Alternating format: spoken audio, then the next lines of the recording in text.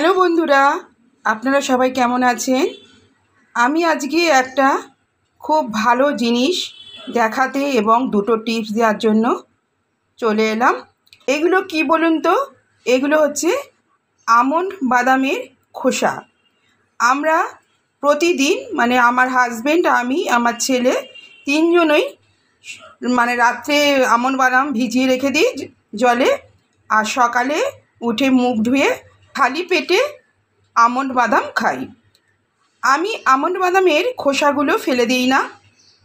আপনারা যারা জলে ভিজিয়ে আমন্ড বাদাম খান তারা হয়তো খোসাটা ফেলে দেন, কিন্তু আজকে আমি যে টিপস দেবো আপনারা আফসোস করবেন কেন এতদিন ফেলে দিয়েছি। আজকে থেকে আর আমন্ড বাদামের খোসা ফেলবেন না। আগে আমি এগুলোকে মিক্সার জারে পেস্ট করে নেব, তারপর আমি টিপসগুলো আপনাদের জানাবো। আমন্ড বাদামের খোসাগুলো আমি মিক্সার জারে নিয়ে নিয়েছি। আর একটা কথা আপনাদেরকে বলতে ভুলে গেছি, আমন্ড বাদামের খোসাগুলো একটা কন্টেনারে করে আপনারা ফ্রিজে রেখে দেবেন। ফ্রিজে না রাখলে কিন্তু এই খোসাগুলো পচে যেতে পারে। আমি কন্টেনারে করে ফ্রিজে রেখে দিই, যখন ভরে যায় তখন আমি এই আমন্ড বাদামের খোসাগুলোকে আমি ব্যবহার করি।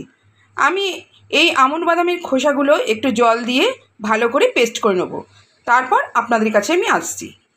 বন্ধুরা দেখুন, আমি আমন্ড বাদামের খোসাগুলো একদম মিহি করে পেস্ট করে নিয়েছি, দেখতে পাচ্ছেন। এবার আমি টিপসের কথাটা বলি, তার আগে বলি এই আমন্ড বাদামের খোসাতে কিন্তু প্রচুর পরিমাণে অয়েল থাকে। প্রথম টিপসটা হলো, এই আমন্ড বাদামের খোসাগুলো যে মিহি করে আমি বেটে নিলাম, আপনারা এটা রূপচর্চার কাজেও ব্যবহার করতে পারেন, যেটা আমি করি। প্রথম টিপস কিভাবে করবেন বলে দিচ্ছি। এই পেস্ট ফ্রিজে রেখে দেবেন একটা কন্টেনারে করে।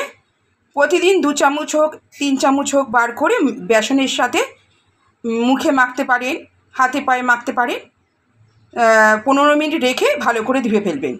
যাদের ড্রাই স্কিন তারা এটা ব্যবহার করলে ভীষণভাবে উপকার পাবেন।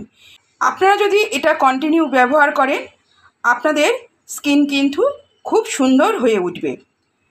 এবার দ্বিতীয় টিপস হচ্ছে, এই আমন্ড বাদামের খোসা আমি যে পেস্ট করে নিলাম এটা 1 বালতি জলে আমি গুলে নেব।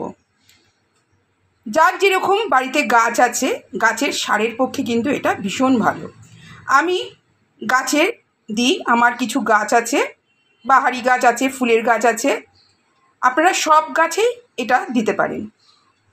এই পেস্টটা 1 বালতি জলে গুলে 1 মগ করে প্রতিটা গাছে গোড়ায় দিয়ে দেবেন।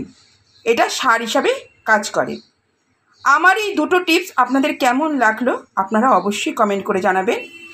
আজকে তাহলে এখানেই রাখছি। ভালো থাকবেন, সুস্থ থাকবেন, নমস্কার।